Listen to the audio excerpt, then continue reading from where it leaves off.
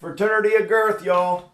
So I'm currently in the studio, but I'm changing a 9-volt battery and a smoke alarm, and I figured I would use the read for Fog Apparel to leave evidence of why I died if they find my body later. They just have to pop the memory card out. Let's hope they figure it out.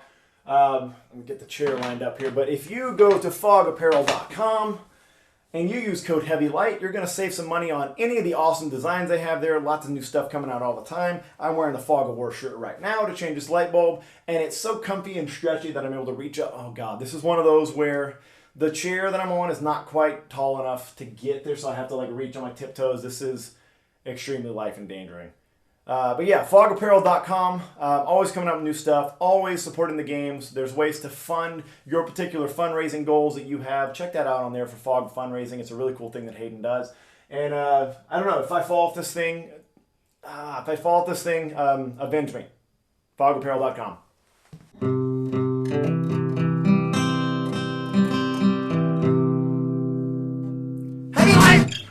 This officially might be the most low-key podcast that we're going to have.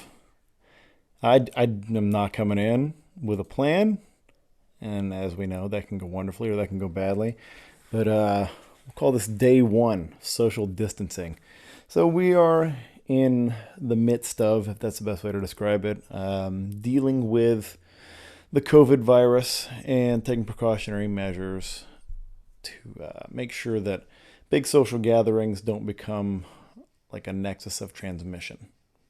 So I get it. My favorite thing right now is that I'm seeing a lot of people, unfortunately or fortunately, however you want to put it, depending on your perspective. If you enjoy the podcast, then this is fortunate that I spend more time on Facebook than I used to, just because I guess that's where a lot of y'all are. I don't think most of us are really cool enough to be Instagram stars, so we spend a lot of time on Facebook. I'm leaving my notifications on for my computer too. And that's a mom group text. Since I am basically a housewife, I end up on mom group text a lot of times. And this one is it's just rough. I'm going to go ahead and put the volume down for that just in case it comes through again. Let's just close that window. Goodbye, moms. So that's also a thing that's going to happen. I'm sitting in front of my computer. I got the feet up on the desk. That's how we're rolling today. But yeah, a lot of time on Facebook. That's more common for me. But because of that, I see all the Facebook crazy. And let me just get a heavy light PSA out there. If you're a person that likes conspiracy theories about the government, like left-wing or right-wing conspiracies are behind this thing, I know there's a part of you deep down that thinks because you figured out something that nobody else has, that it somehow makes you look smarter. And that's why you're really doing it. You're just trying to get a leg up and trying to get noticed and trying to get seen like everybody else is. I get it. But it really makes you look a lot dumber. It really makes you look stupid. Because anyone with half a brain thinks that you look stupid. You're having the opposite effect. All you're doing is impressing your more stupid friends with your incredible insight about how, I don't know, let's come up with one. Let's come up with a conspiracy theory right now.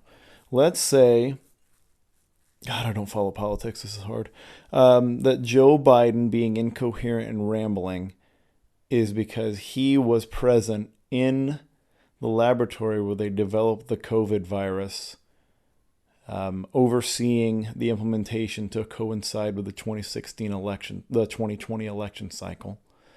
And he was exposed to an early form of the COVID mind control virus that damaged him, damaged his frontal lobe and is making him more incoherent. There you go. Start spreading that one. If you're a meme maker, start getting that one out there. That's my conspiracy theory. That me figuring that out and having that theory out there makes me smart. But yeah, if you're one of those people, obviously you're on Facebook and you're going to put it out there for the world to see. And that's, hey, thanks for the entertainment. That's what I'm going to say. So in keeping with that, this is, I guess, theoretically a Highland Games podcast. We're going to talk about what the impact of this kind of social distancing, the quarantine stuff has had on our sport. A lot of games are canceled. I'm bummed personally because obviously I've been talking a lot about, making a comeback and training hard, and now every game that I was kind of fired up for is being canceled.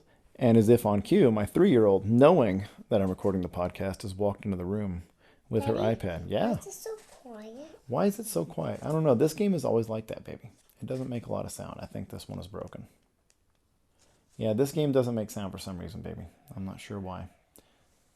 It's a bummer, isn't it? Sorry, hon. She's very cute. Dad of the year stuff. Really taking full advantage of the social distancing here. This one has the sounds. Oh, good. Hey, can you take that back to the couch? All right. Go snuggle up with your brother. I've given all the kids access to screens, and I'm letting them just completely veg out with the screens. So, yeah. And I'm recording a podcast. You guys enjoying the sounds of the game? The thing is, I use very sensitive condenser microphones, so you can hear everything like 100 yards away. She's like halfway across the house, and I'm sure you can still hear the sounds from that game. What a cutie pie. But yeah, so instead of putting together some good fatherly activities and getting them outdoors, and I just gave them all screens so I can put my feet up on the desk and record a podcast. So yeah, I'm bummed that a lot of the games that I was planning to do in the spring, early summer are getting canceled. I understand why. I think a lot of people are disappointed, and they need an outlet for that disappointment, or they need to express their disappointment, and that's why you get a lot of the, well, this is dumb, why are we doing this? Like, yeah, I know. And, I have those temptations as well, because I'm a relatively young, big air quotes there, relatively young person that's healthy, and I'm probably not at great risk of contracting or dying from the coronavirus. But you know what? When you get 500 or more people together, like I said, it becomes a nexus, and the odds of affecting an immunocompromised member of an immunocompromised population, or someone elderly that's particularly at risk, it goes up. So let's not be assholes, and let's just be all right with our silly stick tossing festivals being postponed for a little while. It's going to be okay. Who I feel bad for are the festivals who do count on attendance and to keep the revenue going, to be able to keep going year after year. If you've had any experience in the sport, you realize that festivals it's a tenuous affair. One bad year, one rain out, one super cold year when it's not supposed to be, can destroy the gate, can destroy the revenue from gate, and it can sink a festival. It's happened several times. San Antonio is, in my opinion, at risk. That's what I was planning to do in the next few weeks. And I believe that if I had to guess, it's at risk, because they've had a couple of bad years with bad weather. That's the risk you take in Texas spring. Sometimes it just turns on you. But I think that's happening a lot of places across the country where these festivals are at risk. It sucks, and I understand the anger, and I understand the desire to lash out about people that you think are being too reactionary. But let me make this very, very clear. One person infected with this virus, which is a serious virus, whether you think so or not, whether you think Joe Biden engineered it for mind control or not. One person infected from this virus and having a bad outcome, or there being a death in an elderly or immunocompromised or any other population, is not worth you having your festival. I'm sorry, it's not. And I'm not even one of these like, oh, human life is the most sacred thing of all times. Like, we're critters like everything else crawling on the planet. We die. But I don't want anybody in my species dying because I insist on having a festival. Oh, Leah came and closed the door for me. She knows when Daddy's got the funny looking microphone out that I need the door closed, apparently. She's a pro already. I love that. So let's just relax, guys. Remember that this is your hobby. Same thing that I said about my own little blow-ups about, wanting to perform better, all that kind of good stuff. It's just your hobby. It's a thing that we do to get a laugh and to feel like athletes and get together with our friends and all that kind of good stuff. It's not more important than making sure that we survive a pandemic together. And this isn't the kind of pandemic, it seems like, to where it's about survival or that we're all going to die or anything like that. It's just about keeping people healthy and minimizing the impact. we're dealing with a particularly nasty kind of flu, is what we're doing. Coronavirus is a type of virus that has existed. I think it was like the bird flu, H1N1, all those things. Those are a form of coronavirus. This is a mutation of coronavirus that we've never seen before. So, let's just be smart. I wasn't a fan of how things went down at the Arnold, but in the end, I understand it. And my stance from the get-go was that could have just been handled better. I think they saw this coming sooner than 2 or 3 days before everybody got there, and people had bought plane tickets and shipped in inventory and all that kind of stuff. I think that could have been handled better. I stand by that. I still don't have a problem with the decision to not have 250,000 people all over the course of a weekend cramming into a room with recycled air. I think that's probably the best call. But let's be, as an athlete population, let's just be, sympathetic, patient, smart, find something else to do with your weekend. I mean, none of us are really losing money doing by these being canceled. The people that are putting on the festivals and have invested their time and money, they are losing money. So, let's do whatever we can to support them. I don't know what that is at this point. I wish we were creative enough. Speaking of supporting and getting things going, Hayden reached out to me this morning, Aaron and I, and he actually just posted a video while I'm sitting in front of my computer. I can see. And it was his idea, and I'm totally on board with it. We want to bounce around the idea of maybe doing a virtual games, just for fun. Get an entry fee up and find maybe a good charity to contribute to, and then give the winners prizes. Maybe put a shirt together, something like that. Just something to, inject a little bit of fun, entertain us while we're in isolation mode here. Go out and throw and measure it. So we'll get more details on that. I haven't even watched his video yet. I don't think he has his voice back yet. Does Hayden have the coronavirus? Does Hayden have COVID-19? Is that why maybe he feels the end is near? That's why he wants to go out with something big like a virtual games. Maybe that's what it is. That's going to be a new conspiracy. The Fog, Fog head honcho diagnosed with COVID-19. Yeah, I like that. Maybe it was like he was trying to genetically engineer a bigger stone throw and he created it by accident. There we go. See how easy it is to come up with those? But I can see his big stupid head on my screen right now. I need to watch that video. Let's just watch it together. Let's turn the volume up and watch what Hayden has to say. I'm sitting at the computer. Why not? Is my sound not working? Oh, come on, sound. Where are you? I have a shirt coming out for y'all. Okay, here we go. TCAA and NASCA and everybody else. I'm connected with Marcelo about the event, the Pandemic Games. I have a shirt coming out for y'all. Y'all can pre-order it to make sure that we have your size. I'll make a couple to bring to the actual contest itself. It's actually going to be a series of backyard games called the Pandemic Games 2020. And I'm working with Throw Bros, Mike Beach, and Aaron George to deliver some cool prizes, kind of figure out the whole series and what it means and how you win and all that stuff. So stay connected here and get to your nearest backyard games. And I'll be posting that shirt soon. He looks like he's somewhere lovely during that video. Like there's a creek in the background. Is he like taking a nice hike in Austin? I think he's got an iced coffee. Gonna be good for he's got a sweet looking tank top on. Maybe a fog tank. I need one of those too. So yeah, it looks like it's evolving before our very eyes. While I was making peanut butter and jelly sandwiches and turning on iPads, apparently it evolved. So maybe a series of backyarders. I think it'd be fun. We're doing this because we like to throw. We're doing this because we like to get together on our stupid kilts. Oh, maybe if it's a backyard, we don't have to wear kilts. We can just wear all wear yoga pants.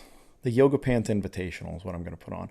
I'd like to put one on somewhere, literally in my neighborhood, my backyard, if you will. I'll talk about that. I'll think about it. I think it'd be fun to get some of the Central Texas people together and just throw and measure and then add 2 feet to all of our throws and then put them in Nazca as is tradition. This is the way. And that's a timely joke, right? It's right on the money. So, yeah, you know what I also realized too? I did a whole bunch of things about the Arnold, obviously, but I did not talk at all about any other results. There was let's get this pulled up here. I did there was the Phoenix Highland Games, which had a lot of good throwers in it too, and probably some decent numbers and all sorts of good stuff in it, and I didn't cover that at all. Aaron's sending a message. What is that? Are we ready to roll the beanies yet? Oh yeah, we're coming out with a beanie. Throw Bros is coming out with a beanie. So, I don't know, just for fun. No good reason, really. A little nice lightweight beanie. Can wear anywhere. It's always cold in the morning when you throw in the spring. I always like to rock a beanie in the morning, and before I unleash the luscious locks on the crowd. So let's see, what do we got here? Yeah, let's go through them. Panama City Beach, Highland Games and Festival, Panama City Beach. That was on the same weekend as the Arnold. Let's look at that. Apparently only Danny Webster threw there, so congratulations, Danny. All right, good numbers, man. I don't know what that is. So maybe they have no other numbers on. Irish Fest in Camden, South Carolina. They got in under the wire before everything got closed down.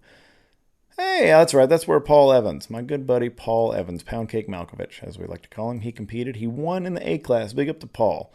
Pretty convincing win, too. Second place was Brett Bracken. Brett Bracken's Butter Biscuits.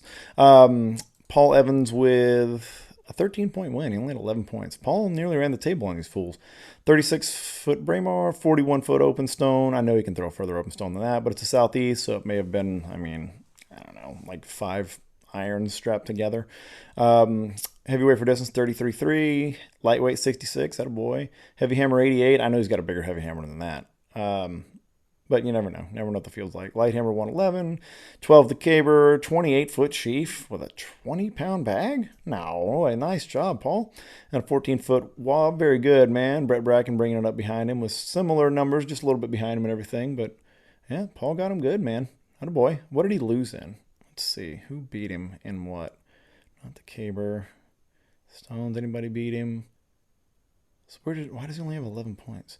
Oh, Bracken got him in heavyweight by 1 inch. Try harder, Paul. Jeez, man. And then Joshua Cologne got him in weight for height. So not too shocking there. B class, Adam Strickland with the win. And the Masters, Randy McClure with a win, with 10-point win. Impressive, man. Nice job. Hey, Kevin Miller still out there poking around with his neon beard. Attaboy. Let's see who else. Pair of standing, Ethan Allison, class of 1. Put up pretty good numbers, though. Wild world record. Hey, attaboy. 16 feet. Ooh, look out, Matt Hall. What's up, dude? Where you at? Homeboy Ethan here hitting 16 feet with the wob, bro. Look out. Pair standing and the whole para class, whole adaptive class is getting pretty interesting, man. And then the women, let's see, we got Christina Decker got the win. Fairly close enough. She won by 6.5 points. But some good numbers there. Let's see. Looks like a fairly newer ladies class.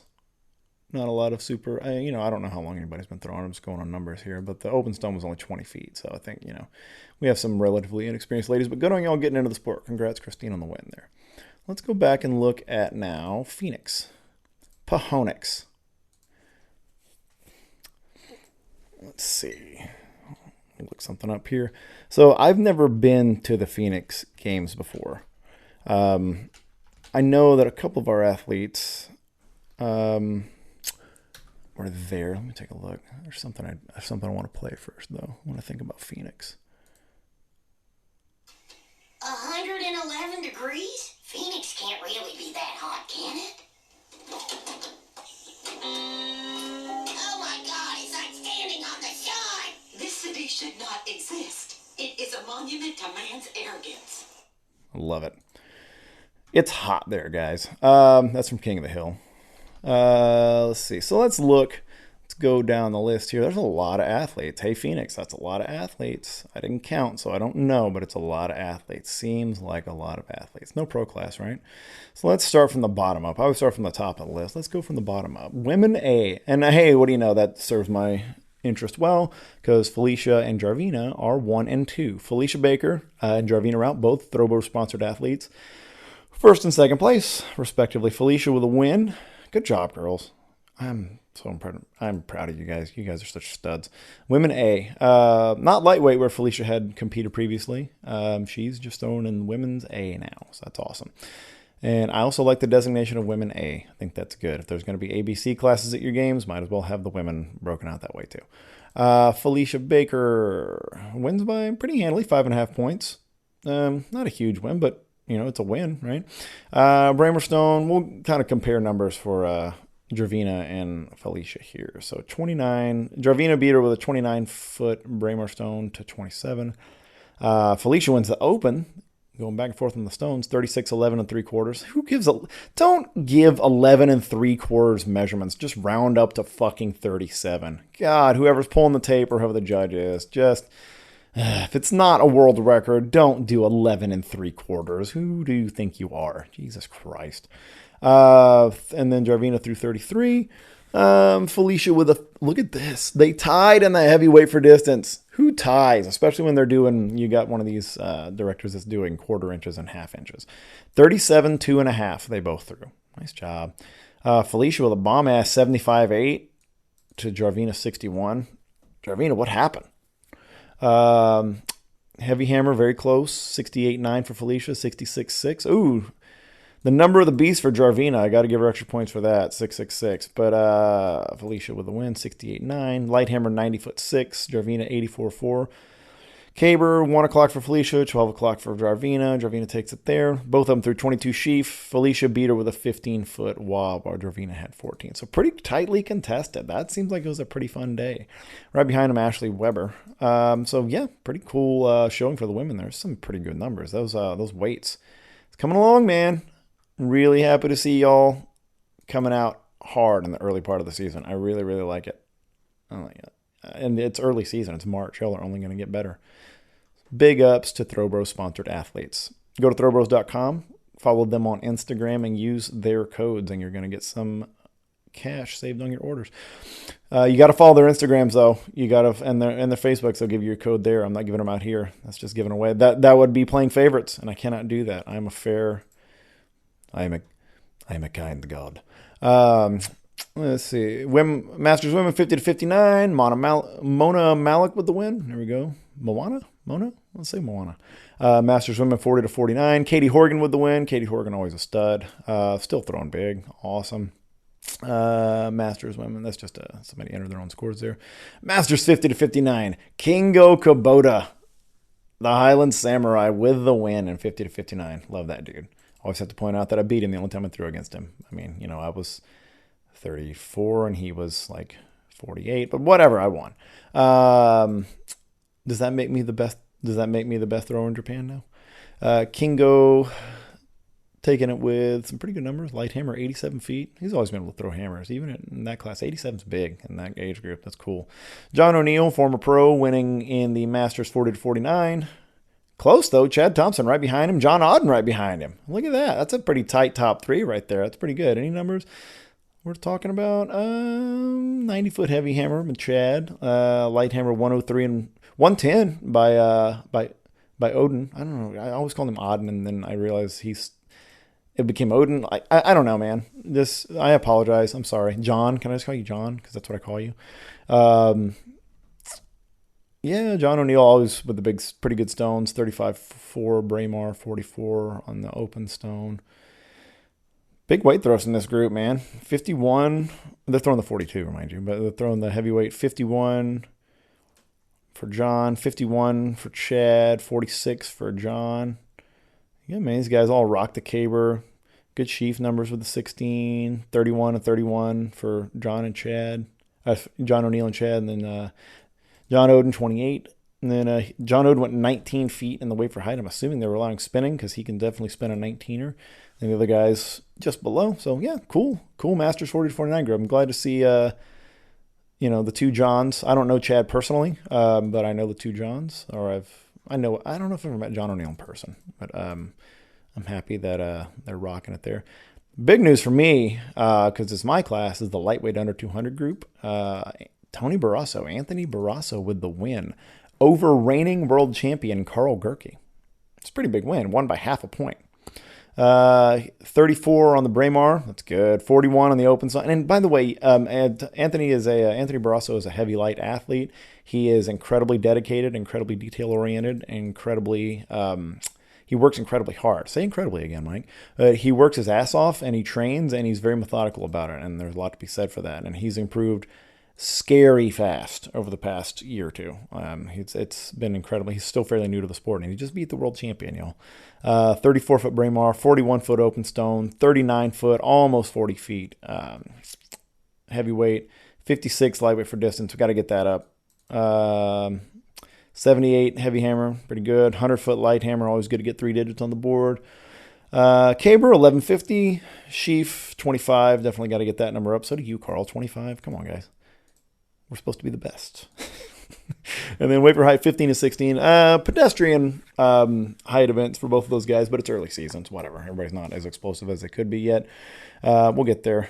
16 is pretty good, though. That's going to keep you. It's just like any high-level competition. 16 is where it starts. So, yeah, Carl, maybe not totally in full season form yet. Tyler Valencia bringing up 3rd place. Quite a bit of distance between 2nd and 3rd, but yeah, good group, though. Lots of lightweights. There's 1, 2, 3, 4, 5, 6, 7, 8, 9, 10. 10, 2, 4, 6, 8, 10. Yeah, 10 of those guys. Good for you guys. It fucking rules.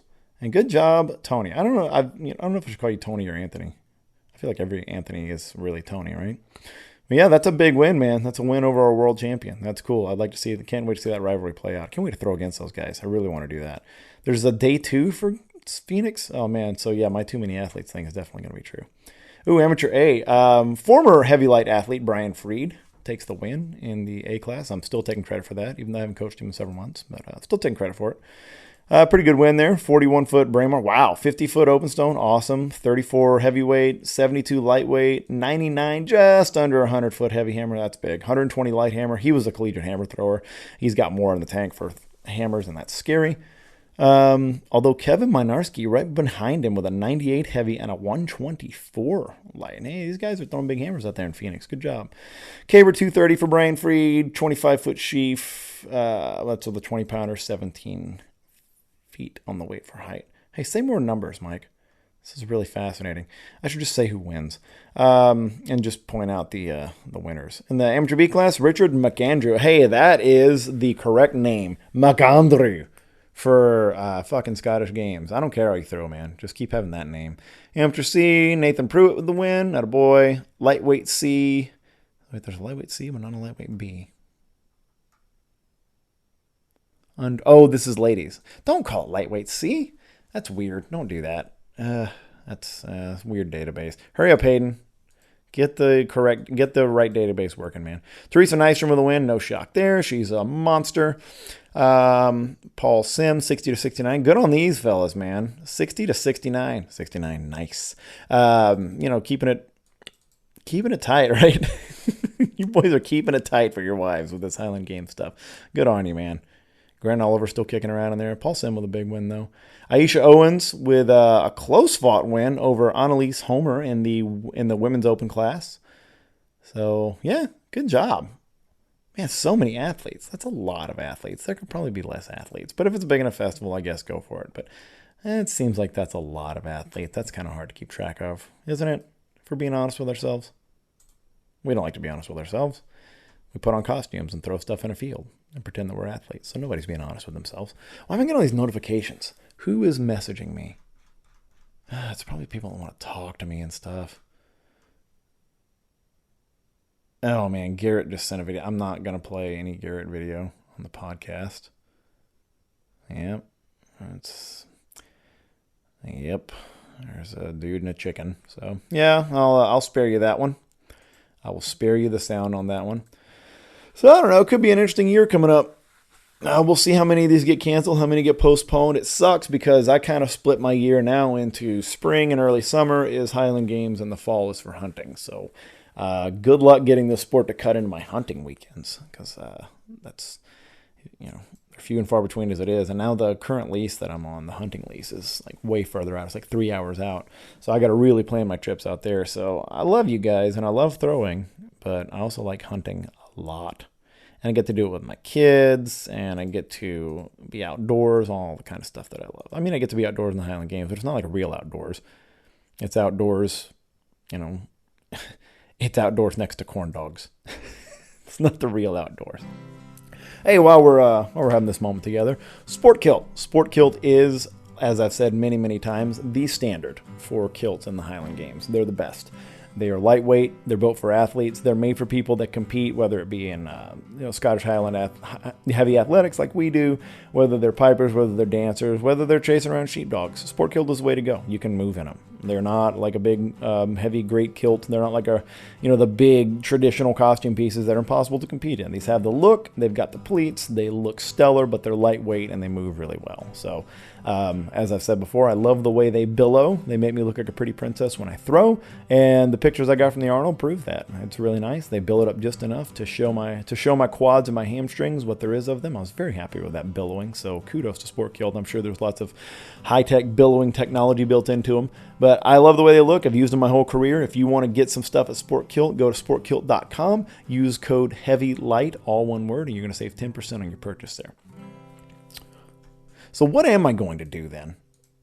What am I going to do if I'm not competing? I mean, I guess I'll try to, if we're going to do this backyard series, I think that'd be neat. Obviously, I'm going to continue training. And by the way, I did, in the spirit of being dedicated and like clamping down and getting after it, I went out and I lifted yesterday. Disclaimer, I don't really deadlift anymore. I don't think it's controversial at this point. If I want to be, my goal is to be more athletic, and my goal is to be able to move and recover well and get back to throwing, then I don't really need to deadlift super heavy. It's a fun hobby if you want to deadlift heavy. I'm not going to knock you for doing it. It's just, you don't have to be able to throw. But I don't really deadlift anymore. It hurts. It burns me out for a long time afterwards. So I didn't do it. Except for yesterday, I fucking decided to. So normally when I do deadlift, I'm not saying I don't deadlift, but generally I deadlift for speed. I deadlift for dynamic effort. I'll do it with, 50, 60% weight, 10 sets 2, 12 sets 3, all that kind of stuff. And I'll really try to fire through them, try to get the nervous system firing, make them fast, quick and dirty. Maybe some accommodating resistance once in a while, some bands, et cetera, et cetera. But that takes a lot of work. So usually I don't do it. I just try to lift it really fast.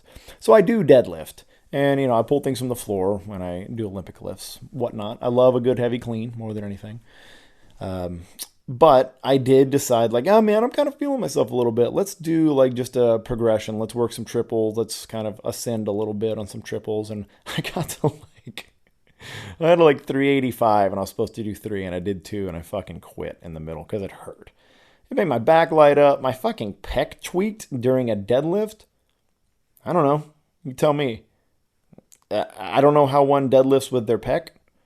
And I don't even have, trying to be as objective as I can, I don't have the worst deadlift technique. I've spent a good bit of time on it, but somehow my pec tweaked. It kind of barked at me during, so I was like, okay, yeah, no, we're good. So I just moved on to other stuff, moved on to some Olympic work, and I went out and threw some hammers. I'm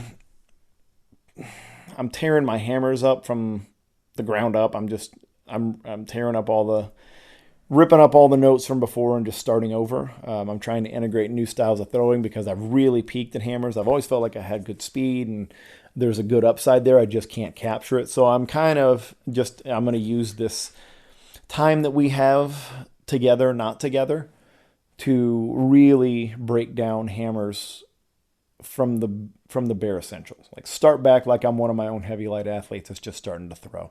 And, okay, how do we build this? I have been borrowing heavily, technically speaking, from Skylar Arneson, who, if you don't know, he is a pro that throws, pretty decent hammers. I don't know, 140, 150 kind of stuff. Whatever. If you're into that, throwing that far with the light hammer, whatever. Seems stupid to throw that far. Seems like showing off. But, yeah, I'm kind of borrowing some things from him. I really like the way that he elevates and reaches the hammer above him a lot, and the way that he's able to get from there to sitting back hard against it and really can get explosive at the finish. He's really a master at that. And I'm even trying to copy his dynamic start style, which is a lot more like an Olympic hammer. So I'm working on all that. I'm just, I'm going back to, as I've called out many times, as I write in my book, that still sounds douchey when I say it. The cover band phase. I'm trying to cover some throwers right now. I'm trying to be a Skylar Arneson cover band with my hammers. So I'm trying to work on some of those things. And will I end up throwing exactly like him? No, I won't. I won't throw as far. But will my style end up looking exactly like his? Probably not. We're different people. We have different levers. We're different sized people. We have different tendencies, different backgrounds. But if I can take 1 or 2 to 3 things from his that enhances my personal abilities, my build, then yeah, let's fucking go. That's the way you should look at it. Like, learn as much as you can, keep that which is useful, discard that which is not. So that's what I'm doing. Skylar's kind of the focus of that right now, but I'm looking at a lot of hammer throwers, trying to figure out how to get to there. I know that if I'm throwing 115, anywhere between 110 and 120 with a light hammer, anywhere between 90 and 100 regularly with the heavy hammer, I know that I'll be competitive, if not in the top 2 or 3 in the lightweight class. And that's what I need. I need another event because stones have really fallen apart for me. I really need another event to come along and kind of be a more sure thing for me. And I think hammers have that possibility. Speaking of events falling apart, so I posted this on my Instagram story that I did the painful self-examining thing of going back through all the live streams at the Arnold and looking for my weight throws, because if I didn't mention, I one turned of safety throw, which I should have gone a lot more on. I got like 34, and then I fouled the next 2 when I was going for them, and I was really beating myself up about it. And I went back and looked at them, and they really don't look fucking bad at all. I overreacted quite a bit, and I thought that I had just blown it, that I was completely blowing the technique. Man, my first turn looks tight as hell. I'm long, I'm fast to the front. I just lost it at the front both times. I couldn't hit a block, I couldn't hit a post on the left leg, and I couldn't, I think I was countering with my torso a lot to start the sprint and to get to the finish, and that's never a good thing. But that's stuff that I can fix. That's what's nice. It's not like this total mystery where I'm like, oh man, I got to tear everything down again, kind of like I'm doing with hammers. Whoa, that's something I can work with. My cover band analogy there is that I'm very, very much covering Spencer Tyler. Okay, I'm doing his whole album with Wait for Distance. I'm going like Jimi Hendrix versus Sgt. Pepper's Lonely Heart Club Band album. I'm just covering the whole thing live every time I go.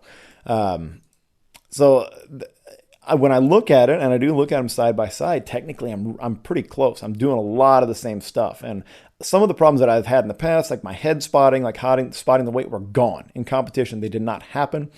I was long throughout. Footwork was pretty clean. I sent it to Spencer to look at. And by the way, it's not a shock that I'm settling on throwing like Spencer. You got to remember where I basically learned to throw.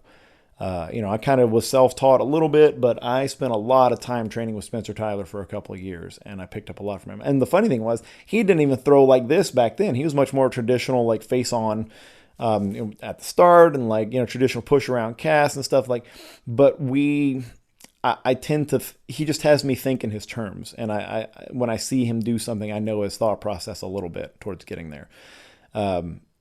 So that's just, whatever school you come from, basically, right?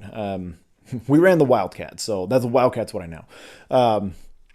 But I'm pretty close to a lot of that stuff, but I sent it to Spencer, and he made the point that I'm not sinking and sitting against it enough when I hit the sprint. I'm doing that a lot on the cast, so I can get set up with a nice cast, loaded up on the right and everything. I'm a right-handed thrower, obviously. But when I'm coming around, I am sitting and sinking, but not enough.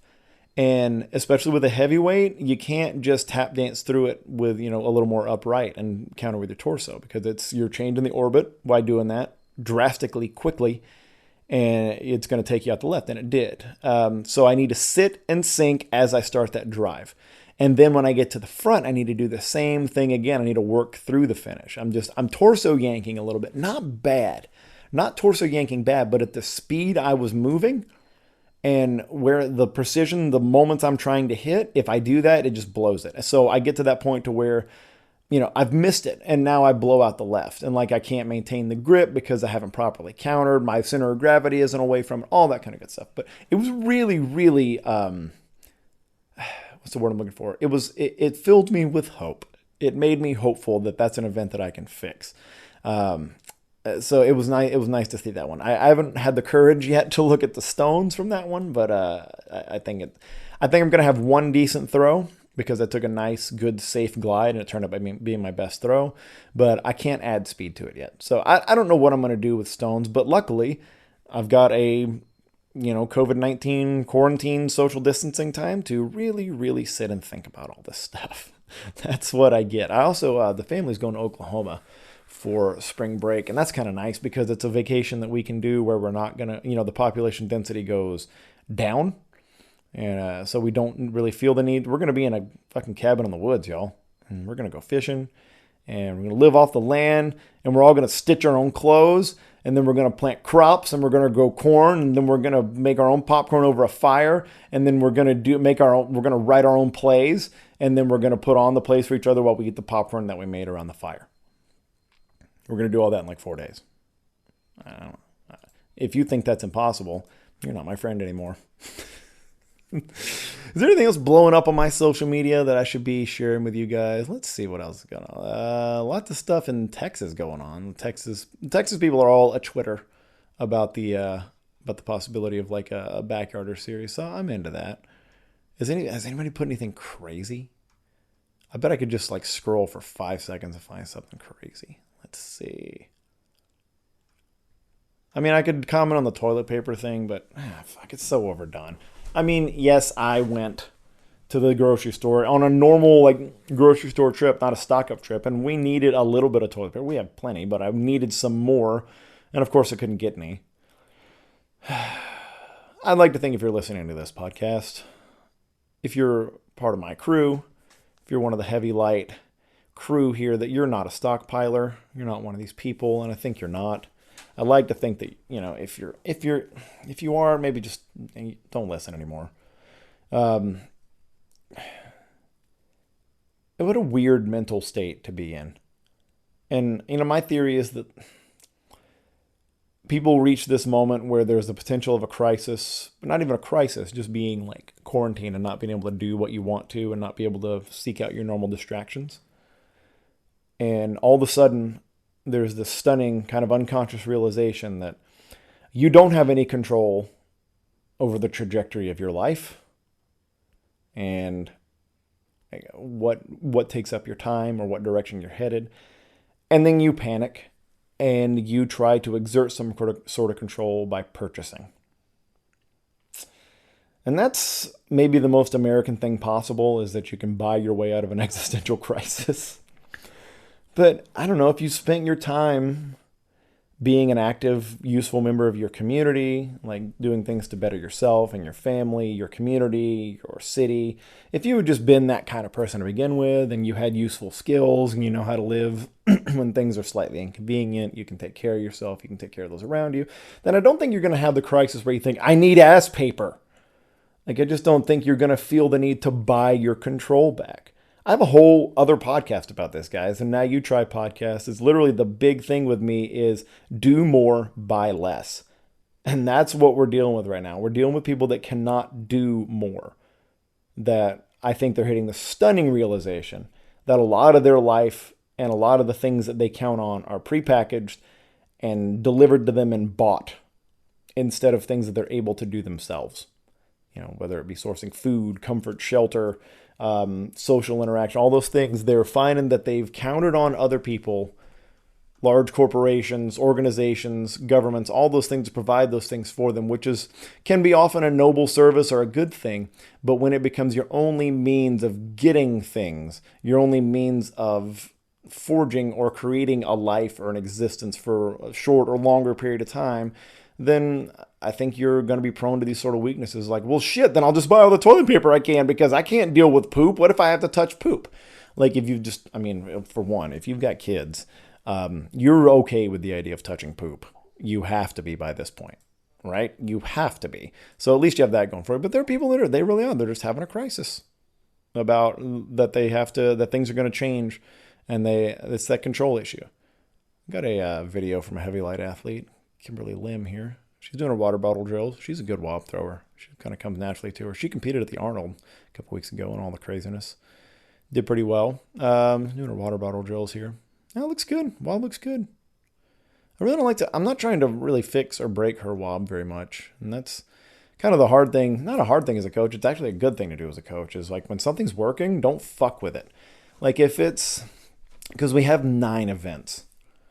If somebody reaches a point where, like with Wob, with Kim, like, hey, you could be winning your class at this right now. We'll come back to it in a minute. when you feel something go off. But if there's other things like hammers and things like that, she just sent a hammer video too, that need more work, like you got to spend time on those. We're not just, it's not shot put, it's not discus. There's not one event.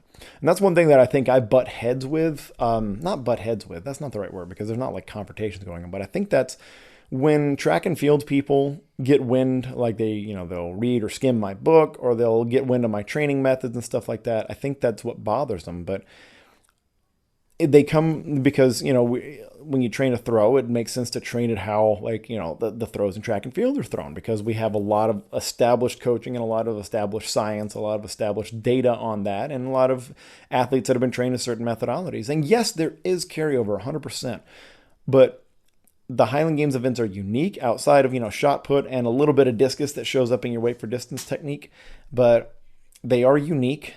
They're strange. They're heavy. And there are 9 of them. That's what people don't get. They always why is the volume so low? Why are you having doing so many so few full throws? Way to use the language there, Beach.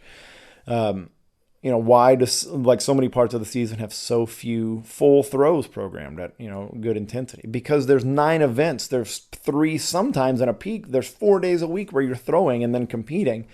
So I don't need you burning yourself out on fulls all the time. I need you getting sometimes short, variegated, +2 for that word, variegated practices that are micro practices almost at times, or just above. And I need you to get things gelled together quickly. I need to implement the drills and variations that we use and stick them together into a usable form.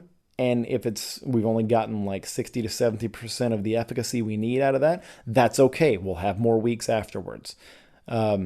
So I think that's one thing where the stuff that I do seems a little bit foreign and strange and open to criticism. And hey, I welcome the criticism. But it's that track and field mindset versus having 1 or 2 events, versus having 9 events that you have to compete all in one day and that we have to work on and train. And they're so vastly different. I mean, obviously there's 2 stones, there's 2 weights, there's 2 hammers. So, that's some variation. But even within those, having those 3 vastly different events, along with then 2 height events and a caber, which appears nowhere else. Yeah, I mean, things are different. The way I structure an entire week of training, or the way I structure one day, is going to be different. The volume button? Where's the volume button? Yeah. Well, let's see. It should be on here. I thought the volume was up, baby. It was. The volume is not on. It is. It's on, baby. It's nice and loud. I could hear it all the way out here. I bet you just have a broken game. If that's not a big wake-up call right there. It doesn't have sounds either.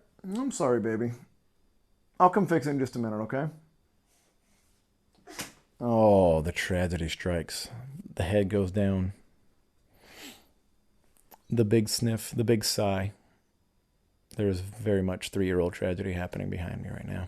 Well, if that's not a good wake-up call to stop talking about yourself, I think that's a good one. So I'm going to go fix the volume on this iPad. Oh, she did it. Leah, you did it. You didn't need my help. But I am going to go be a dad now. I'm going to get him away from the screens. I'm going to go get screamed at and told that I'm unfair. Such is parenting. Such is the Highland Games, right? I'm going to leave it to you to draw the parallel.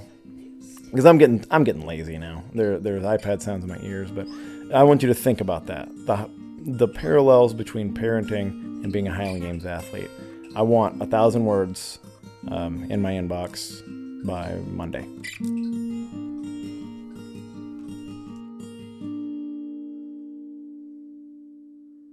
Heavy Light is brought to you by Throw Bros. Throw Bros is the only online store for Highland Games athletes. Gear up, get throwing. Use code HEAVYLIGHT, all one word. You're going to save 10% at throwbros.com.